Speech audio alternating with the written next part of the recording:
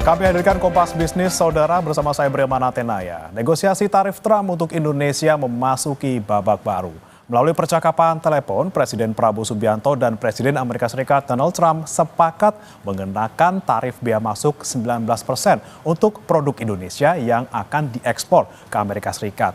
Dan kemudian 0% untuk produk Amerika yang masuk ke Indonesia. Nah, dalam negosiasi ini, Presiden Prabowo juga menyepakati pembelian sejumlah produk dari Amerika. Salah satunya adalah pesawat Boeing yang sebagian besar merupakan jet berbadan bongsor, yakni Boeing 777. Nah, lebih lengkapnya saudara kita akan bahas dalam polemik pembelian 50 Boeing demi tarif Trump 19%. Nah, saudara, ini adalah data yang kami dapatkan ini dari kompas.id terkait dengan kesepakatan pembelian pesawat Boeing 777 dari Amerika Serikat.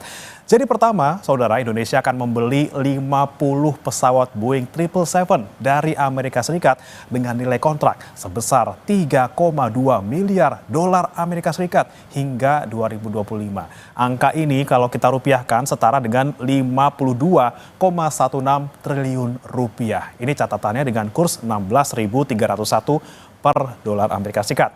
Kemudian kedua saudara, ada juga selain membeli perlu dirawat juga pesawatnya. Ini nilai perawatan pesawatnya kontraknya ada 11,2 miliar dolar Amerika Serikat atau setara dengan 182,57 triliun rupiah sampai dengan tahun 2041. Nah, pembelian pesawat dalam jumlah besar ini menjadi salah satu upaya pemerintah Indonesia meningkatkan posisi tawar Indonesia di hadapan pemerintah Amerika Serikat dalam negosiasi tarif baru Trump. Nah, soal pembelian pesawat Boeing, saudara, Presiden Prabowo bilang Indonesia membutuhkan pembelian pesawat baru untuk membesarkan maskapai nasional, yakni Garuda Indonesia. Dan kemudian Boeing dipilih karena dianggap punya kualitas yang cukup bagus. Lebih lengkapnya saudara, ini kata dari Presiden Prabowo Subianto. Ya, memang kita kan perlu untuk membesarkan Garuda, ya. Garuda adalah kebanggaan kita. Garuda adalah flag carrier nasional. Garuda lahir dalam perang kemerdekaan kita. Jadi Garuda harus menjadi lambang Indonesia. Kita bertekad, saya bertekad untuk membesarkan Garuda. Dan untuk itu ya kita butuh pesawat-pesawat baru, ya. Dan saya kira nggak ada masalah karena kita butuh. Mereka ingin jual, pesawat Boeing juga cukup bagus. Kita juga tetap dari Airbus, ya. Jadi akhirnya terjadi pertemuan dua kepentingan. Oke, itu kata Pak Prabowo yang bilang bahwa kita perlu membesarkan Garuda Indonesia. Kemudian bagaimana dengan kinerja keuangannya, saudara? Ini adalah laporan kinerja keuangan Garuda Indonesia pada triwulan pertama tahun 2025. Nah, Garuda Indonesia masih membukukan kerugian bersih yang diatribusikan kepada pemilik entitas induk sebesar 76,48 juta dolar Amerika Serikat atau setara 1,26 triliun rupiah. Kemudian pada periode yang sama di tahun sebelumnya, di tahun 2024, triwulan 1, Garuda Indonesia juga membukukan kerugian hingga 87,03 juta dolar Amerika Serikat atau setara dengan 1,44 triliun rupiah. Kalau dilihat dari data ini saudara, kerugian berkurang sekitar 10 juta dolar Amerika Serikat. Kemudian apa yang dilakukan pemerintah untuk menyelamatkan Garuda Indonesia yang terus merugi? Kita ke data berikutnya. Ya, saudara, untuk menyelamatkan Garuda Indonesia, pemerintah melalui Badan Pengelola Investasi Danantara memberikan suntikan modal berupa pinjaman dana mencapai 405 juta dolar Amerika Serikat atau setara dengan 6,65 triliun rupiah dengan asumsinya kurs 16.603 rupiah per dolar Amerika Serikat. Dana ini merupakan dukungan awal dari total dukungan pembiayaan yang dirancang mencapai 1 miliar dolar Amerika Serikat atau setara dengan 16,60 triliun rupiah. Suntikan modal ini bukan yang pertama, saudara. Sebelumnya pada tahun 2022, Garuda Indonesia juga dapat suntikan dana segar dari negara berupa penyertaan modal negara atau PMN senilai 7,5 triliun rupiah. Dan juga dari pengusaha atau perusahaan pengelola aset atau PPA ini dalam bentuk fasilitas pembiayaan berbasis bagi hasil senilai 725 miliar rupiah. Penyelamatan yang dilakukan ini menjadi pertanyaan selanjutnya, saudara. Apakah pembelian Boeing dari Amerika Serikat yang tadi sebanyak 50 buah ini tepat untuk mengembangkan bisnis Garuda? Kita akan bahas bersama dengan ekonom usai jeda berikut.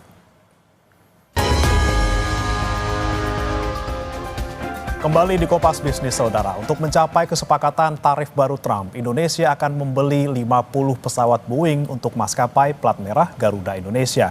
Apakah ini kemudian langkah yang tepat untuk mengembangkan bisnis Garuda? Sudah bergabung bersama kami ekonom Universitas Paramadina, Wijayanto Samirin. Selamat pagi, Prof.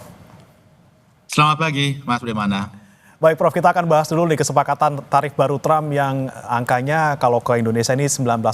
Nah, kalau Anda lihat apakah angka 19% ini tuh sebanding sih dengan kesepakatan yang harus kita tanggung nih, termasuk kita harus beli pesawat 50, kemudian dari Amerikanya kita memberlakukan 0 gitu ya untuk mereka. Anda kira-kira melihatnya seperti apa?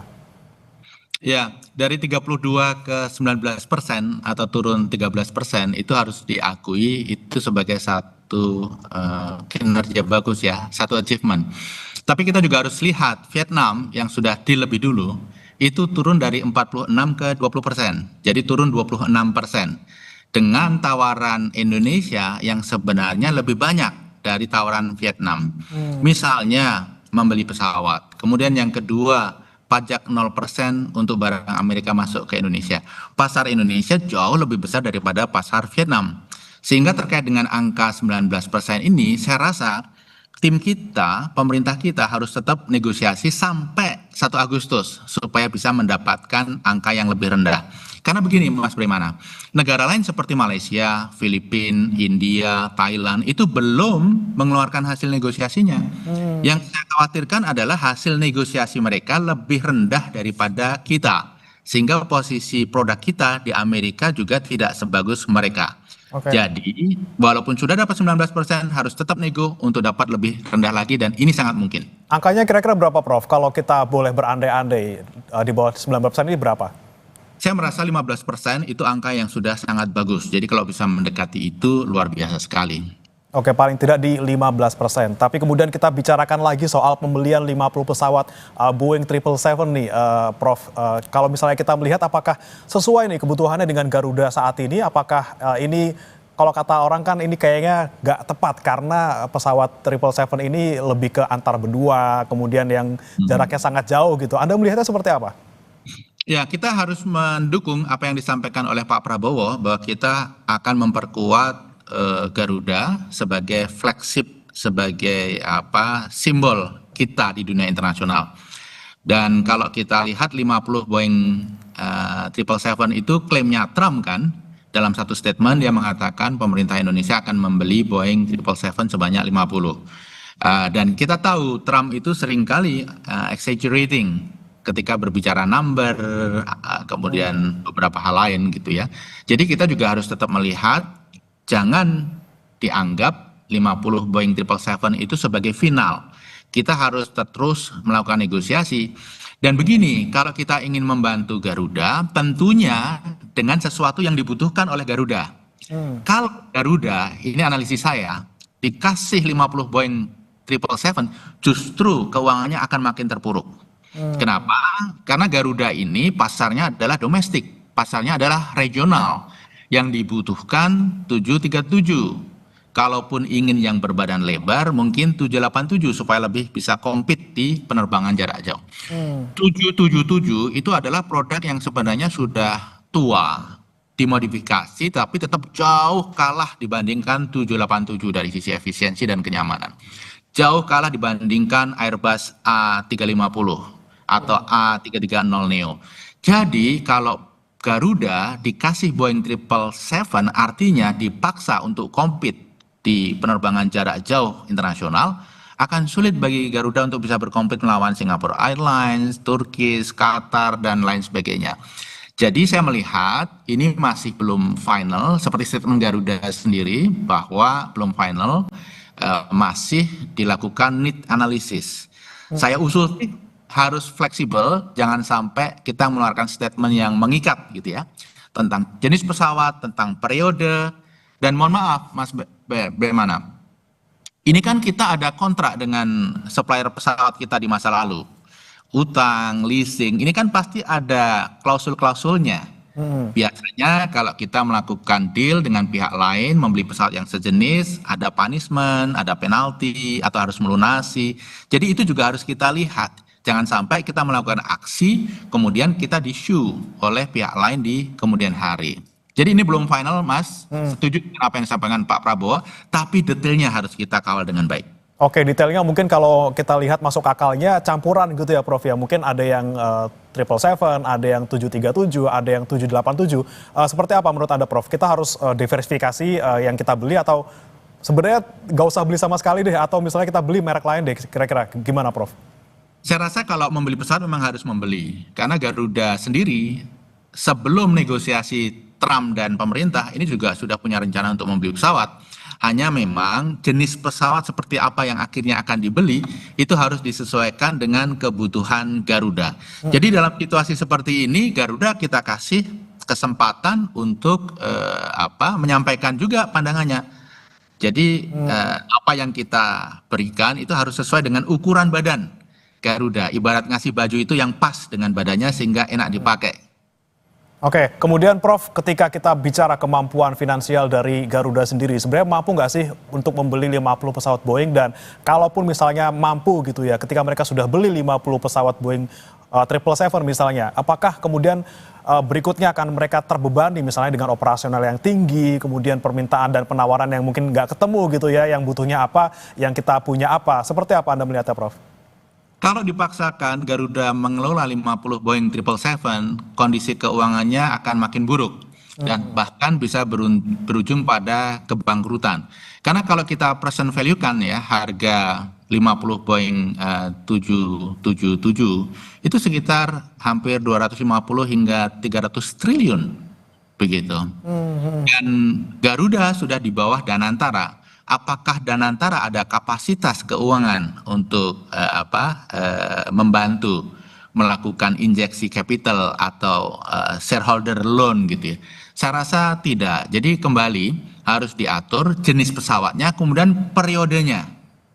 Kalau membeli 50 pesawat, variannya sesuai kebutuhan, kemudian periodenya 20 tahun ke depan, itu sangat masuk akal. Karena memang fleetnya Garuda kan banyak yang sudah usang juga yang harus diganti.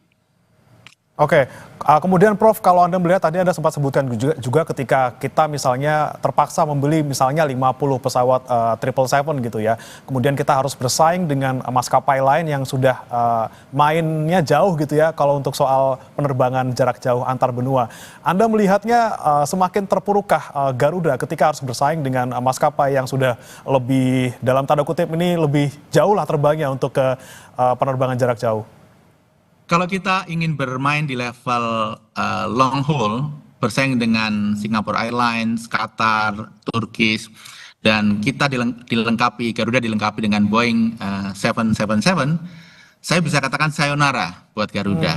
Akan sulit untuk bisa survive. Yang pertama, saingannya punya brand lebih bagus. Kemudian yang kedua, saingannya punya pesawat yang jauh lebih efisien. 787 itu jauh lebih efisien, lebih nyaman daripada 777 karena teknologi dan lain sebagainya. Jadi kita harus pikirkan ulang betul kalau kita ingin dorong Garuda bertempur di level global, ya kita kasih amunisi dan senjata yang sesuai dengan kebutuhan, yang memenuhi syarat. Jadi saya ingin sampaikan lagi, kalau dipaksakan Garuda mengelola Boeing 777 50 dalam waktu dekat, ini akan mendorong Garuda pada kebangkrutan. Sulit sekali menyelamatkan Garuda. Oke Prof, ini kan sekali lagi kita lihat kinerja dari PT Garuda Indonesia secara keuangan ini masih rugi bersih. Kemudian ada wacana 50 pesawat Boeing 777 yang akan dibeli gitu ya, yang terpaksa mungkin kalau misalnya Garuda bilang 2/3 untuk domestik, kemudian yang 1/3 ini untuk internasional. Dengan komposisi 2/3 dan juga 1/3 ini Prof, dengan 50 Boeing 777, kemudian dengan kondisi kinerja keuangannya juga masih rugi bersih selama tadi dari 2024, 2025 kita lihat masih rugi. Berarti kebangkrutan itu bisa dilihat di depan mata, sudah pasti ini Prof. Ya, sulit untuk menyelamatkan Garuda karena 777 itu hanya cocok untuk penerbangan antar benua. Itu pun tidak sekompetitif 787 atau A350, tidak senyaman dua adiknya itu.